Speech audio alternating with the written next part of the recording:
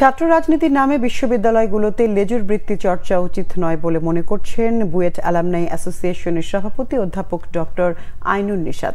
ছাত্র রাজনীতি যাতে লাভজনক প্রক্রিয়ায় না আসে সেই দিকে নজর দেওয়ার সময় এসেছে বলেও জানান তিনি। বুয়েটের ছাত্র রাজনীতি ও শিক্ষা সুষ্ঠু পরিবেশ নিয়ে ডিবেট ফর ডেমোক্রেসি আয়োজিত ছায়া সংসদে বুয়েট অ্যালামনাই অ্যাসোসিয়েশনের সভাপতি আইনুন নিশাত আরও বলেন, 60-এর দশকের ছাত্র রাজনীতির সাথে বর্তমান ছাত্র রাজনীতির মিল নেই। এখন ছাত্র রাজনীতির কথা শুনলে ভয় হয়। ছাত্র নেতারা ক্ষমতার অপব্যবহার করছে বলেও মন্তব্য করেন তিনি। বুয়েটের ছাত্র রাজনীতি চালুর বিষয়ে আদালতের কিছু দিক নির্দেশনা দেওয়ার প্রয়োজনীয়তার কথা উল্লেখ করে আইনুন নিশাত বলেন, সুষ্ঠু শিক্ষা ও ছাত্র রাজনীতির সংজ্ঞা আদালতের দেয়া উচিত।